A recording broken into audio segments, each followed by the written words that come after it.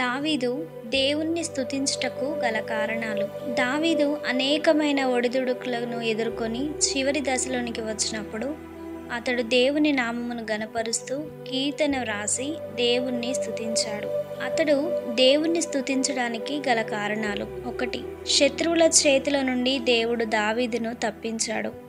2 సమూయేలు 22:1-4 దావీదు తన జీవితంలో అనేక మంది శత్రువులను ఎదుర్కొన్నాడు. ప్రధానముగా సౌలు మరియు దావీదు యొక్క కుమారుడు అబ్షలోము వంటి వారు దావీదుకు విరోధంగా లేచారు.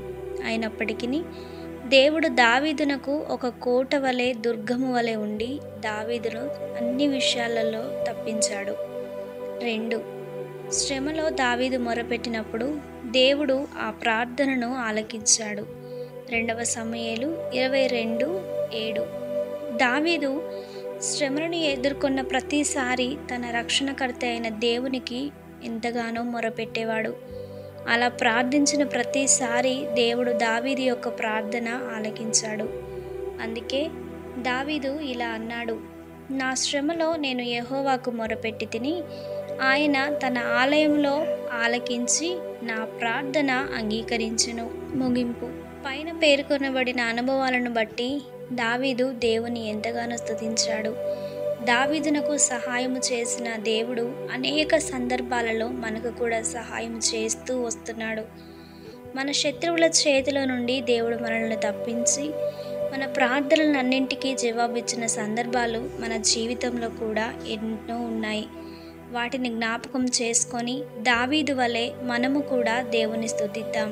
దేవుని మహాకృపను మనందరము పొందుకుందాం. దావీదు దేవుణ్ణి స్తుతించుటకు గల కారణాలు. దావీదు అనేకమైన ఒడిదుడుకులను ఎదుర్కొని చివరి దశలోనికి వచ్చినప్పుడు అతడు దేవుని నామమును గనపరుస్తూ కీర్తన వ్రాసి దేవుణ్ణి స్తుతించాడు. అతడు దేవుణ్ణి స్తుతించడానికి గల కారణాలు: 1. శత్రువుల చేతిలో నుండి దేవుడు దావీదును తప్పించాడు. 2 సమూయేలు 22:1-4 దావీదు తన జీవితంలో అనేక మంది శత్రువులను ఎదుర్కొన్నాడు. ప్రధానముగా సౌలు మరియు దావీదు యొక్క కుమారుడు అబ్షలోము వంటి వారు దావీదుకు విరోధంగా లేచారు. అయినప్పటికీ దేవుడు దావీదునకు ఒక కోట వలె, దుర్గము వలె ఉండి దావీదును అన్ని విషయాలలో తప్పించాడు. 2.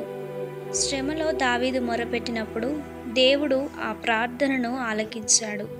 2 సమూయేలు 22:7 దావీదు శ్రమలను ఎదుర్కొన్న ప్రతిసారి తన రక్షణకర్త అయిన దేవునికి ఎంతగానో మొరపెట్టేవాడు. అలా ప్రార్థించిన ప్రతిసారి దేవుడు దావీదు యొక్క ప్రార్థన ఆలకించాడు. అందుకే దావీదు ఇలా అన్నాడు: నా శ్రమలో నేను యెహోవాకు మొరపెట్టి తిని, ఆయన తన ఆలయంలో ఆలకించి నా ప్రార్థన అంగీకరించెను. ముగింపు: పైన పేర్కొనబడిన అనుభవాలను బట్టి దావీదు దేవుని ఎంతగానో స్తుతించాడు. దావీదునకు సహాయము చేసిన దేవుడు అనేక సందర్భాలలో మనకు కూడా సహాయం చేస్తూ వస్తున్నాడు. మన శత్రువుల చేతిలో నుండి దేవుడు మనల్ని తప్పించి మన ప్రార్థనలన్నింటికీ జవాబిచ్చిన సందర్భాలు మన జీవితంలో కూడా ఎన్నో ఉన్నాయి. వాటిని జ్ఞాపకం చేసుకొని దావీదు వలె మనము కూడా దేవుని స్తుతిద్దాం. దేవుని మహాకృపను మనందరము పొందుకుందాం.